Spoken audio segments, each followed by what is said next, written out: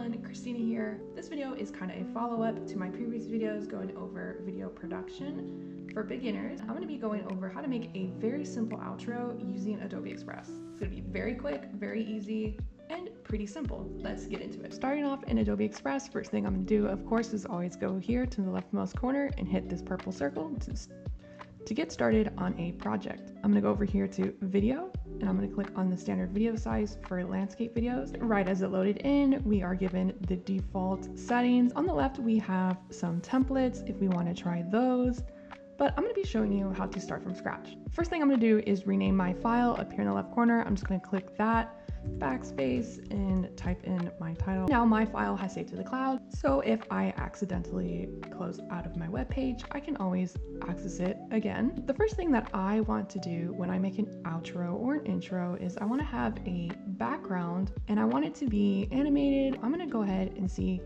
the video options that are included in Adobe Express. I'm going to go over here to media. I'm going to go over here and press videos. If you already have a video recorded that you want to use of your own, you can always go to upload from device, but I'm going to go to this tab videos and we have all our options here. You can really scroll through and look through all the different options, and when you click on one, for example, I want to see what this one looks like, we can see that it doesn't fit the full size of my document. I can always resize that by just hitting one of these corners where the circles are, just by clicking and holding and dragging it so that it fits the dimension. And when I hit play, we can see how it's animated or how it's moving.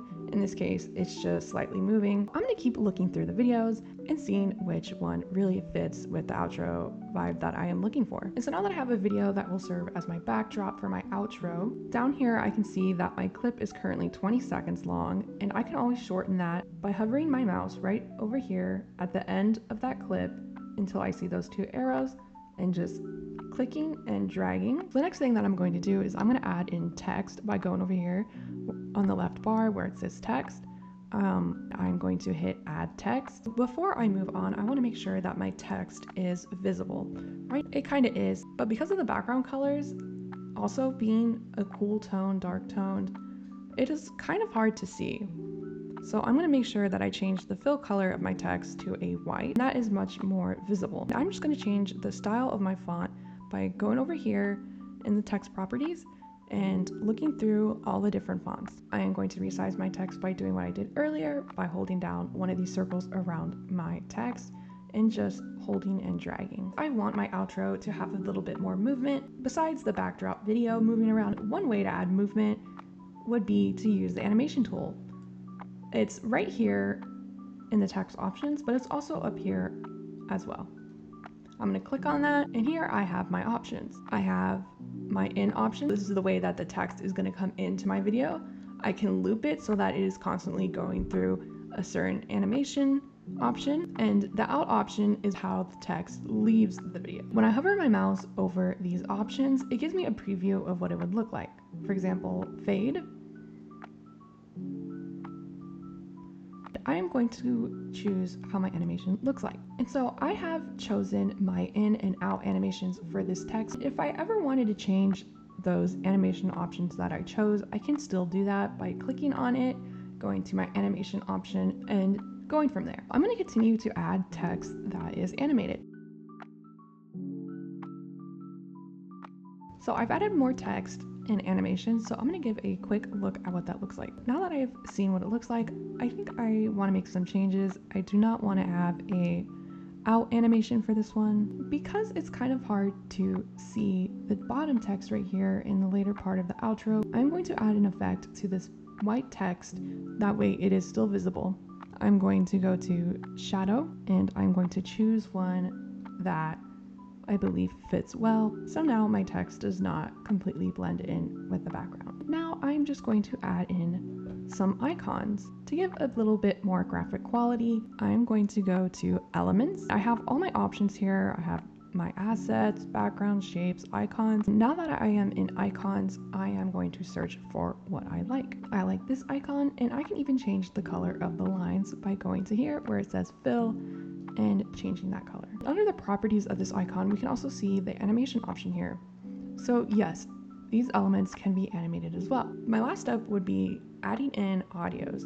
but I don't want to add in background music because I know in my videos I'm going to have different music playing. It's just going to be sound effects. I can add that in by going to media and going to my audio options. I'm going to be looking in the sound effects. So I found an audio I want. I'm just going to go ahead and add that in by clicking and dragging and just dropping that in. Editing videos in Adobe Express, the videos are always going to be located in this little layer right here. Our audio options are going to be in green below that video. I'm going to zoom in on this area specifically. That way I can see the audio layer more clearly. I'm going to go over here to the right hand corner where it has a percentage, and this is not the zoom on the video itself, but rather the layer panel right here. This allows me to see the frames in more detail, but it also allows me to see my audio in more detail. So I want my audio to go off according to the movement of my two icons here. I can see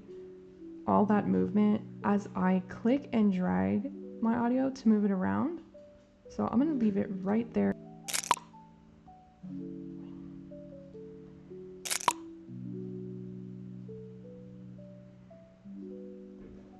Now I have my simple outro ready. The last thing I'm going to do is download it.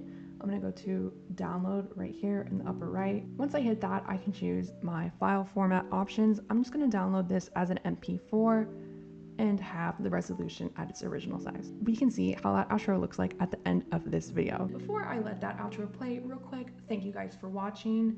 Hopefully that helped. If you have any questions, let me know in the comments below, and I'll see you in the next one. Let's see that outro.